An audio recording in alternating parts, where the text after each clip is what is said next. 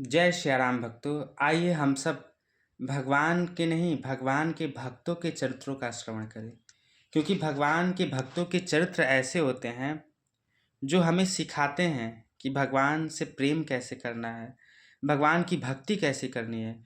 वह अपने जीवन के माध्यम से हमें ये सारी बातें बताते हैं और उसका प्रभाव हमारे जीवन पे बहुत अधिक पड़ता है। हमारा मन दुखी हो तो शांत हो जाता है। इस कलयुग में न जाने कितने दुख लोगों को सता रहे हैं। प्रायः सभी का हृदय किसी न किसी दुख से दुखी ही है, और उस दुख को दूर करने का एक उपाय है सत्संग, भगवान की कथा। और भगवान की कथा से भी अधिक भगवान के भक्तों का चरित्र, क्योंकि जब हम भक्तों के चरित्र को सुनते हैं तो हमें पता चलता है कि भगवान के भक्तों ने कितना सहा है, उनकी सहन शक्ति कैसी थी। ये सारी बातें हमें पता चलती हैं और हमें भगवान की भक्ति कैसे करनी है। तो आइए हम सब भगवान के भक्तों की कथा को श्रवण करें।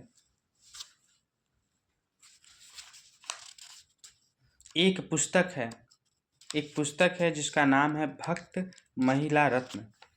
महिला यानी जो भगवान की महिला भक्त हुई हैं उनका चरित्र। हनुमान प्रसाद पोद्दार द्वारा यह ग्रंथ लिखा हुआ है। तो आइए हम सर्वप्रथम पहली महिला भक्त का श्रवण करें। सबसे पहले रानी रत्नावती। एक रानी थी जिनका नाम था रत्नावती। उनके चरित्र को श्रवण करते हैं। आइए हम सब श्रवण करें। हम इस पुस्तक को पढ़ते हैं और आप सब श्रवण करें, और हमें विश्वास है कि यह चरित्र आपके जीवन में नई दिशा की ओर ले जाएगा, आपके जीवन को नई दिशा की ओर ले जाएगा, नई उमंग की ओर ले जाएगा और आपके मन को, हृदय को सुख और शांति पहुंचाएगा। आबेर के प्रसिद्ध महाराज मान सिंह। आबेर के एक प्रसिद्ध राजा थे जिनका नाम था मान सिंह। उनके छोटे भाई का नाम था माधो सिंह और उन्हीं की पत्नी का नाम था रत्नावती, जिनके चरित्र को हम सब श्रवण कर रहे हैं। रत्नावती बहुत ही सुंदर थी और वह जितना सुंदर थी उनका मन भी उतना ही सुंदर था। सद्गुण और सद्विचार से उनका मन सुसज्जित था।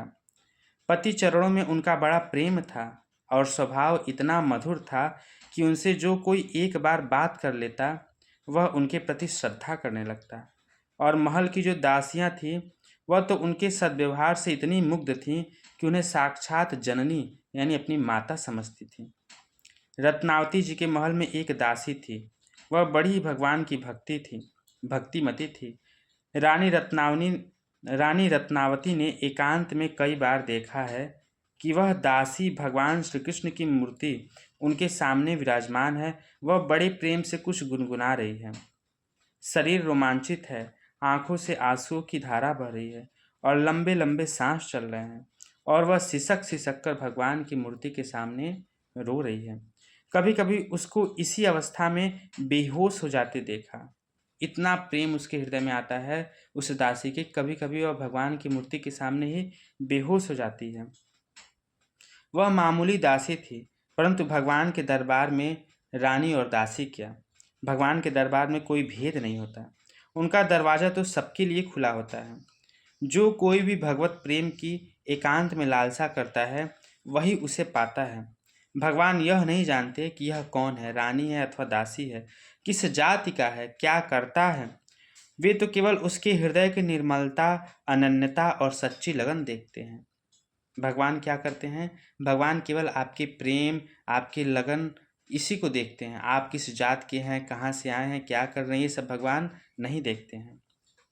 और जो कोई भी भगवान को हृदय से पुकारता है तो फिर भगवान उसे क्या करते हैं? प्रेम दान करते हैं, अपना निर्मल प्रेम देते हैं और उसे अपनी लोक पावनी नित्य लीला में स्थान देते हैं।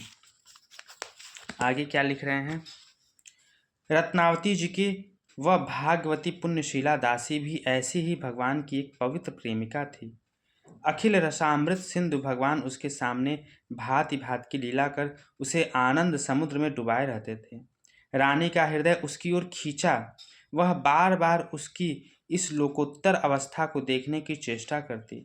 देखते देखते रानी के मन में भी प्रेम उत्पन्न होने लगा और उस दासी का प्रभाव ऐसा हुआ कि रानी जब बार बार उस दासी को एकांत में भगवान से प्रेम करते हुए देखती थी तो रानी के हृदय में भी प्रेम जागृत हो गया। क्यों जागृत हो गया?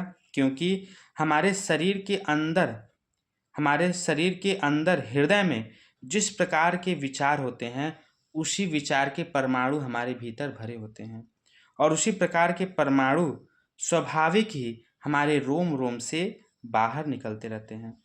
जिसका विचार पापी है, जो पापी विचार वाले मनुष्य हैं, उनके शरीर से पाप के परमाणु बाहर निकलते हैं, और जो पुण्यात्मा हैं उनके शरीर से पुण्य के परमाणु बाहर निकलते हैं, और जो ज्ञानी हैं उनके शरीर से ज्ञान के परमाणु बाहर निकलते हैं, और जो प्रेमी है उनके शरीर से प्रेम के परमाणु बाहर निकलते हैं। और ये परमाणु अपनी शक्ति के तारतम्य के अनुसार अनुकूल अथवा प्रतिकूल वायुमंडल के अनुरूप बाहर फैलते हैं, और उस वातावरण में जो कुछ भी होता है सब पर अपना असर डालते हैं। यह नियम की बात है, और जिनके अंदर जो भाव परमाणु अधिक मात्रा में और अधिक घने होते हैं उनके अंदर से अधिक निकलते हैं। जिनके अंदर जितना ही प्रेम भरा होगा उतना ही अधिक वह परमाणु बाहर निकलेंगे और वह उतना ही अधिक प्रभाव डालेंगे। और उस दासी का तो हृदय प्रेम नहीं, प्रेम से भरा हुआ था। प्रेम का सागर उसके हृदय में भरा हुआ था, और इतना प्रेम भरा हुआ था कि प्रेम उसमें समाता नहीं था, बरबस बाहर निकल जाता था। उस प्रेम ने रानी पर अपना प्रभाव जमाया, और एक दिन दासी के मुख से बड़ी ही व्याकुल भरे स्वर में निकला, क्या? हे नवल किशोर, हे नंद नंदन, हे व्रज चंदन। इसकी पुकार सुन करके रानी भी व्याकुल हो गई, और उन्हें इस दुर्लभ दशा को पाकर बड़ा ही आनंद मिला। अब रानी उस दासी के पीछे पड़ गई और उससे बार बार पूछने लगी कि बता, तुझे यह प्रेम कैसे प्राप्त हुआ? वह रानी अब दासी से कह रही है कि बताओ, तुम्हें यह प्रेम कैसे प्राप्त हुआ? मुझे भी इस प्रेम को प्राप्त करना है। उन्होंने कहा कि आह, कितना जादू है उन नामों में। जब तेरे मुख से हाँ नंद नंदन, हाँ व्रज चंदन सुनती हूँ तब देह की सुध भूल जाती हूँ।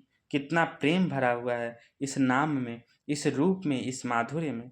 मेरा हृदय बरबस उन मधुर नामों की ओर खींचा जाता है। भगवान का कितना प्यारा नाम है कि जब वह नाम भाव से हृदय से निकलते हैं, प्रेम से हृदय से निकलते हैं, तो वह इतना लोगों पर असर डालते हैं कि फिर उनको अपनी ओर खींच लेते हैं। और उस दासी ने भी रानी के चित्त को अपनी ओर खींच लिया, और रानी कह रही हैं कि हमारे आंखों से तो आंसू निकल पड़ते हैं। बता, मुझको यह माधुरी निरंतर कैसे मिलेगी? बताओ, मुझे यह प्रेम कैसे मिलेगा? मैं कैसे उनकी मोहनी मूरत देख सकूंगी?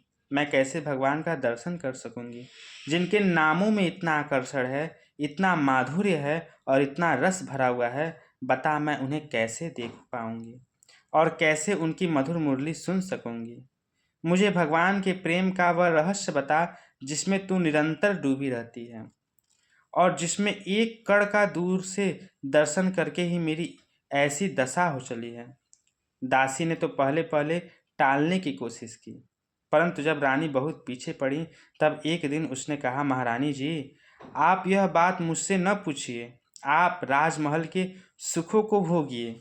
क्यों व्यर्थ में इस मार्ग में आकर दुखों को निमंत्रण देकर बुलाती हैं? क्योंकि जो भगवान से प्रेम करता है वह बड़ा ही दुख पाता है। कैसा दुख पाता है? संसारिक दुख नहीं पाता है। उस प्रेम में भी जो दुख पाता है उसमें भी आनंद होता है, वियोग का दुख, और उस वियोग रूपी दुख में भी परमानंद का सुख का अनुभव होता है। वह दासी कह रही है रानी से, यह रास्ता तो कांटों से भरा है, इसमें कहीं सुख का नामो निशान नहीं है। पद पद पर लहूलुहान होना पड़ता है, तब कहीं इसके समीप पहुंचा जा सकता है। पहुंचने पर तो अलौकिक आनंद मिलता है, परंतु मार्ग की कठिनाइयाँ इतनी भयानक है कि उसको सुनकर ही दिल दहल जाता है। रात दिन हृदय में भट्ठी जलती रहती है, आंसुओं की धारा बहती रहती है, परंतु वह इस आग को बुझाती नहीं, घी बनकर इसे और भी उभारती है।